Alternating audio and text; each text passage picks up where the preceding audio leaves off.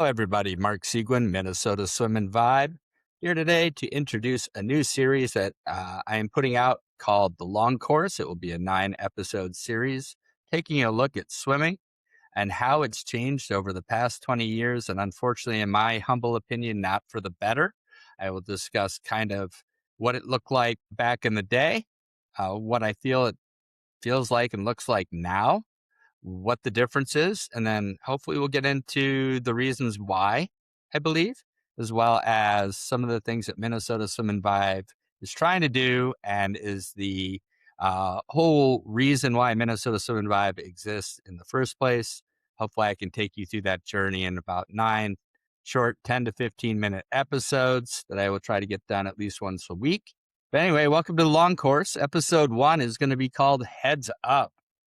And I call it heads up because if you're a swimmer or a coach, or even a parent or a fan, you will never hear a swim coach tell a swimmer that they need to lift their head up more. It's not part of the sport.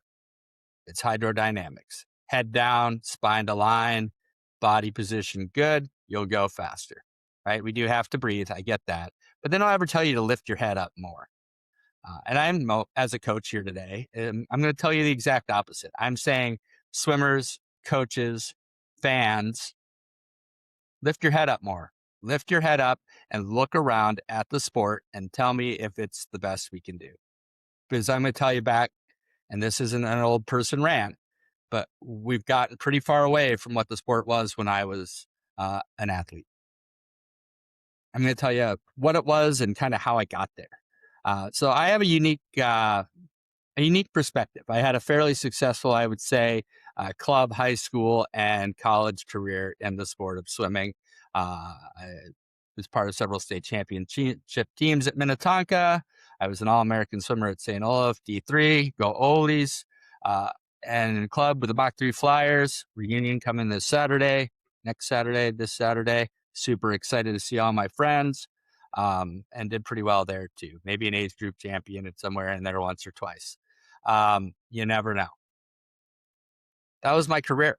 And it stopped at the age of 21 because I was graduating college and I was ready to put my swimming life behind me. Not because I necessarily was done with the sport, but there's not a lot of options for a 22-year-old college grad to keep swimming and find the time to do that and stay involved in the sport, at least in my mind at the time. So I put it behind me. I was done for life. Maybe I catch the Olympics every 4 years and see some of the swimming there, but that's all my involvement really was. It's which is odd because swimming kind of created a lot of the best parts of me, in my opinion. Again, so what happens? We fast forward 20 years. Children of Mark decide they want to swim. I think that's great. I didn't push them into swimming. In fact, if they would have asked me flat out, I'd say don't do it unless you're really up for a challenge. It's a tough and it's a demanding sport, but in the end, it's all worth it because it helps you grow and the experience you get out of it is phenomenal. So they swim. And my first couple years of their swimming was as a swim parent. Uh, and wow.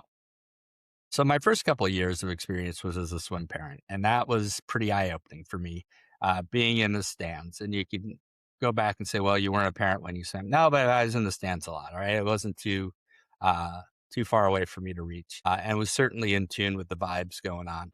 It was pretty stressy being up in the stands. Like, there's people with their phones out constantly mashing on Meet Mobile to get updates on times.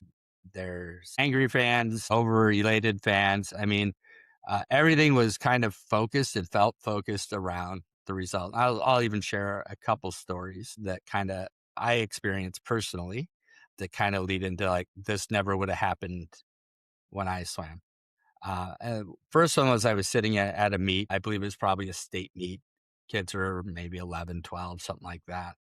And a parent sitting next to me was talking to their friend, and they said, uh, I hope one of the relays in the final heat gets DQ'd. That would put our kids on the podium. I was like, whoa, what? Take a step back.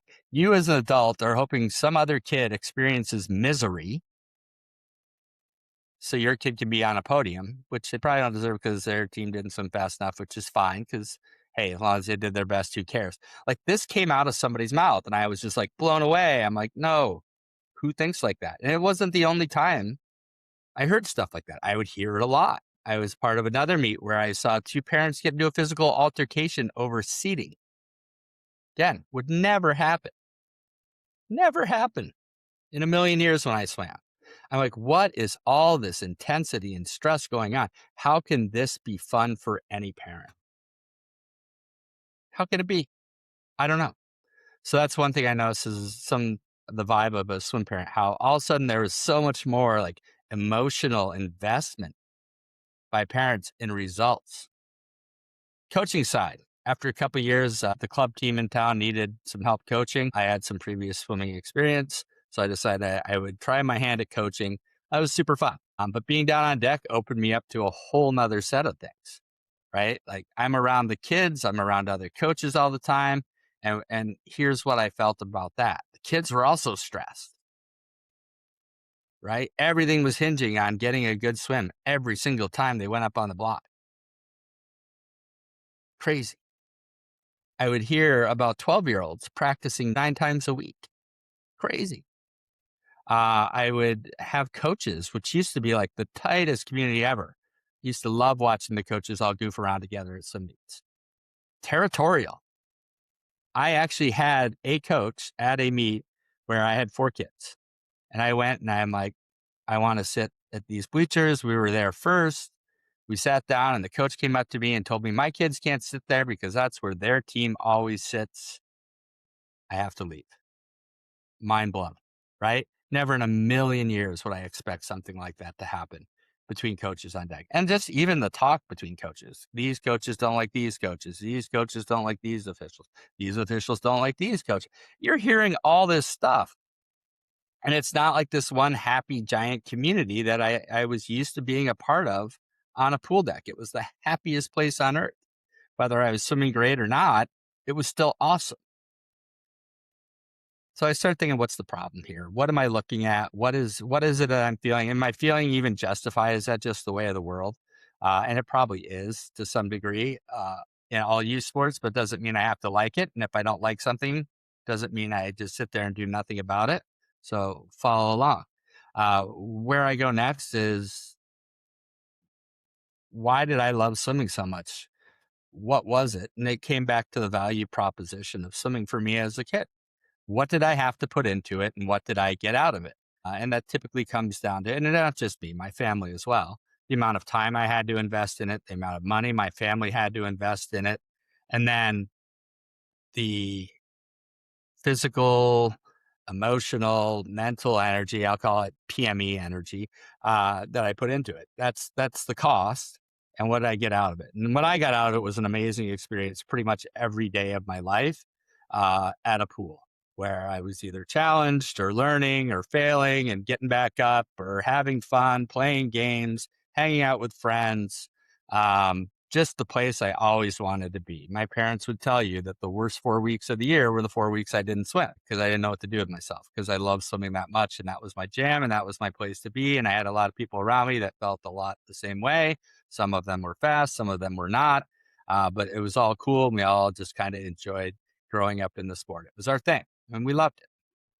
Fast forward today, and the time is different, not just in practices, right? Although I think some, I see kids driving an hour each way each day to go to a specific club because that's better rather than something locally. That's time to me. I'm not sure it's worth it. I see meets that are like 4 days long and last forever. I think that was another shock for me was by the last day of a weekend meet, everyone wants to go home.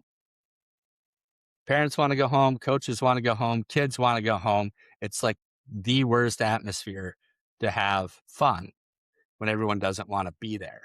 Uh, I didn't ever want to leave, I think. I mean, occasionally I did, but most of the time I didn't want to go.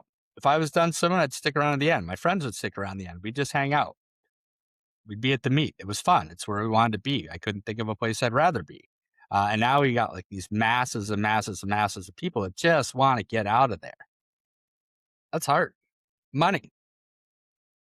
$25 get you a suit and a cap. or a suit and goggles, maybe another $5 for a cap. Um, that's all it was. Now you've got kids like demanding tech suits multiple times a year that cost three, four, five, six, $700 a piece. That's expensive. So many travel meets where you're spending the night in a hotel. That's expensive. So I think the time and the money both have gone up. I've talked a lot about the physical, mental, emotional energy. People are significantly more invested on the results, which in swimming is always going to lead to heartbreak more times than not. That's part of the sport. And then what do you get out of it? Um, most kids aren't elite in swimming, right? That's the top 2, 3%. 5% of swimmers end up swimming in college that swam in high school or at the high school age. 5%.